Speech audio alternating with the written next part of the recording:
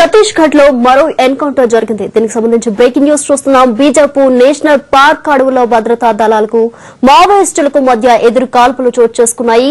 Encounter లో 3 మావోయిస్టులు హతం కాగా ఎదురు కాల్పులు కొనసాగుతూ ఉన్నాయి.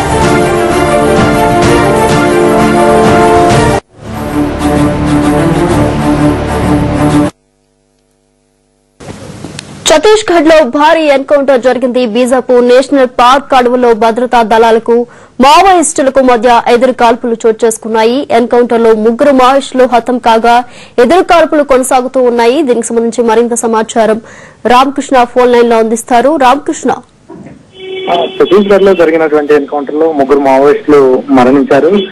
బీజాపూర్ జిల్లాలో ఈ రోజు ఉదయం భద్రతా బలగాలు కోమింగ్ చేస్తున్నటువంటి సమయంలో మావోయిస్టులు పాల్పడ్డారు.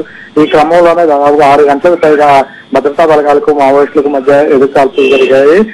ప్రస్తుతం ఇంకా కాల్పులు కొనసాగుతూనే ఉన్నాయి. కాల్పులు జరిగినటువంటి సంఘటనలో మావోయిస్టులకు సంబంధించినటువంటి 3 మృతదేహాలు లభ్యమయ్యాయి. ఇంకా మరికొంతమంది మావోయిస్టులు గాయపడి ఉండొచ్చు అని చెప్పి భద్రతా బలగాలు అయితే అనుమానిస్తున్నాయి. ఇంకా కాల్పులు ముగిసే సమయానికి మరికొంతమంది మావోయిస్టులు మరణించే అవకాశం ఉందని చెప్పి భద్రతా బలగాలు అయితే చెప్తున్నాయి. ఇప్పుడు ఆ సంఘటనా స్థలం నుంచి పెద్ద ఎత్తున మావోయిస్ట్ పార్టీకి సంబంధించినటువంటి మందుగుండు సామాగ్రిని, ఆయుధాలను, పేలుడు పదార్థాలను స్వాధీనం చేసుకున్నారు. గత కొంతకాలంగా వరుసగా ఛత్తీస్గఢ్ లో ఎన్కౌంటర్లు జరుగుతున్నాయి. ఎన్కౌంటర్ జరిగినటువంటి ప్రతి సందర్భంలో కూడా పెద్ద ఎత్తున మావోయిస్టులు మరణిస్తూ వస్తున్నారు.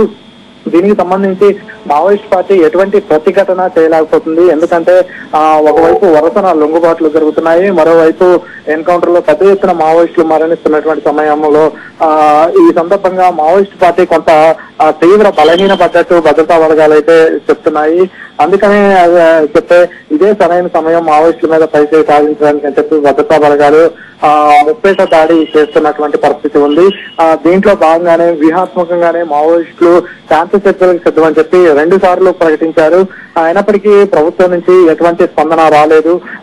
అంటే దీనికి సంబంధించి మావోయిస్ట్ పార్టీ శాంతి చర్చలు జరపాలంటే కొన్ని షరతులు విధించింది. ముఖ్యంగా అబూజ్మఠ్ అటవీ ప్రాంతం కావచ్చు, ఛత్తీస్గఢ్ లో ఉన్నటువంటి ప్రాంతాల్లో ముఖ్యంగా మావోయిస్టులకు సంబంధించి వైమానిక దాడులు జరుపుతున్నారు.